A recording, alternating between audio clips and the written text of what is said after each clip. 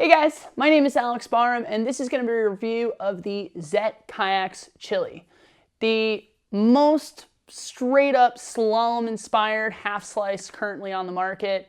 This thing is very unique. It's a departure from what you're used to seeing. This boat has significantly less rocker, more stern volume, and the average person just went, ugh. But what it actually does is it makes a wicked fast boat.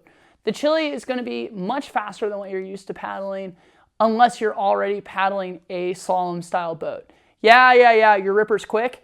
The Chili's faster. I promise. To that end though, it also, because it doesn't have that amount of rocker, is not going to be the same level of creaking machine that some of those other boats might be. It needs to be treated as an individual because it really was designed individually away from the pack to do its own thing. So let's take a step back, dive in, understand this boat, and then that's how you're gonna figure out if you actually want one. Square one, Zet is based out of the Czech Republic. They are extremely slalom oriented. Even their creek boats and river running boats have this slalomy feel. They want that paddler to be leaning forward, leaning back, using their edges, using their rear chines, fully engaging the different aspects of the boat going into it. So if that's what they're asking for beginners, don't be shocked when they put out a slalom-inspired half-slice boat that is super aggressive. The Chili just has a little bit less rocker than everybody else and is narrower than everybody else. Two most important things to bear in mind. So what does that mean? It is more reactive to what you are doing at any given point in time. You have not hard chines, but still very aggressive chines that dig in. And at all times, this boat is seeking input, giving feedback, and just racing. So straight off the bat, because of that, this is just not a beginner boat. This is maybe not even an intermediate boat. Even if you're pretty damn good, this thing will be very challenging if you take it onto steep gradient runs. You can absolutely run the big lines in this thing, but boy, are you gonna have to work for it. Paddling the Chili is a really unique experience because this boat is just fully engaged at all times. You need to be giving it speed in order for it to work, or it sort of falls flat. It wants to be driven and engaged, and it properly intersect with all of the features on the river. Otherwise, it sort of kicks back and gets cattywampus on you. So you always are just reading and interacting, flowing with the river, and just squeezing every drop of performance out of this boat. It's super satisfying. Reminds me a bit of the Brap, but with a lot more just behind it. And in the way that you had to be fully engaged in what you're doing, not take anything for granted.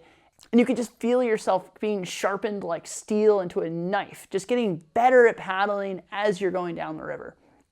Super unique and wild feeling that you kind of grow into from a place of discomfort. Over time, what you find though, is that you leave that place of initial discomfort, you get more comfortable really driving and coaxing this boat, and you start to learn that the stern has just the right amount of volume to carry you through. The bow tends to take a second longer than I would like to pop up and over, but especially if you pop a little boof, it loads up, and instead of loading and popping, gets kind of like pushed out, but like the pumpkin seed model, where you know all the force is pushing down on both sides and it shoots the boat away, and you just explode out the bottom of stuff faster than you went in almost. So that aspect of it is super rewarding. The other nice thing about this is because it's a small profile on the bottom, the boofs are quite soft. There's no jarring smack like some of the other boats that are out there have. It drops into the water pretty gently, and again, loads up and goes out with speed. So you're not gonna get like an aggressive, like skip like you would with a steez or a goat, but you're gonna get much more of a effective load and fly out, kind of like a 9R2. Definitely the name of the game here is unbridled nimbleness, speed, efficiency. There's just no frills in here. I mean, you look inside of a race car and everything's gutted out, right? There's no stereo, there's no whatever. That's sort of what you're getting with a Chili, you know? There's no frills inside. Don't go looking for anything that could possibly add extra weight to this boat. There isn't even a drain plug, but what it is wicked fast. Now, there are some drawbacks to this boat. The current outfitting is a bit wishy-washy. The hip pads are not aesthetically pleasing. They actually work fine. That's actually not the problem. You would think me being an outfitting snob, I would lay into that. I didn't have a problem with that. The back band, the first thing you'll notice is it's a pull string style. It's not a Jackson pull string. It's actually a slightly different jam cleat. That's the word for that little piece of hardware. And the jam cleat is wearing out. The rope is stretching. These are basically growing pains in a new system that Zet tried out. What they're trying to do here, what the theme of this boat is to make it as light as possible. When you pick one of these up, you will be shocked at how light it is. There's no question. And that really does add something to the performance. What's also amazing about that is I kill half slices. I kill them. I ripped through numerous of the last couple half slices that you saw me review in the process of reviewing them even. I have been paddling this Chili. It's now the end of the season. It's end of September. I have been paddling it since spring as my main ride. And it is fine. It's completely fine. It's barely scratched. It's just broken in. Absolutely no oil canning. It has not oil canned. It's deformed slightly in heat on hot days on the roof rack and popped right back out. It is the most durable half-slice boat I have ever paddled, which would be one thing, but when you consider it weighs 2/3 as much as the next half-slice you pick up, is absolutely incredible. I mean, literally my playboat weighs more. Well, okay, not the carbon one. So I've kind of raved about this boat, ranted a little. Let's be analytical. What is this thing for?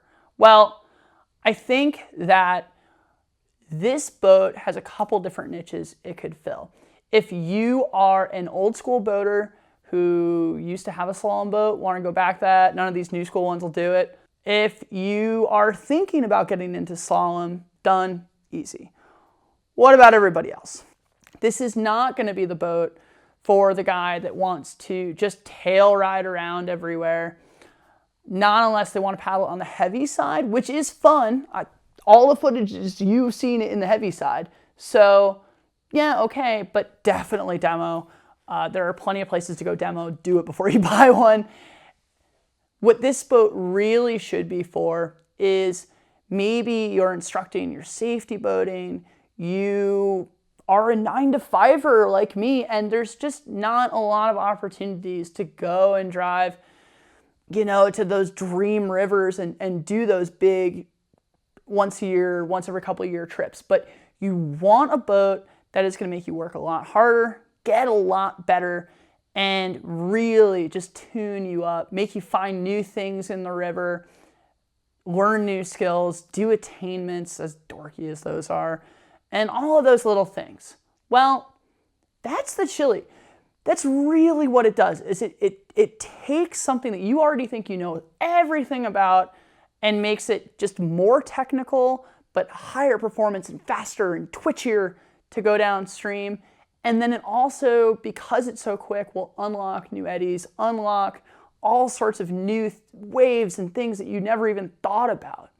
And you might not even be able to do in another boat because it's blisteringly fast.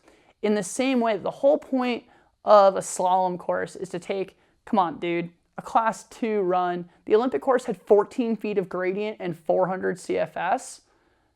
I wouldn't drive to that, but I would if I was paddling a Chili, because I'm going to be able to find every nook and cranny in that river, and I'll even be able to tail walk the boat around if I really work for it.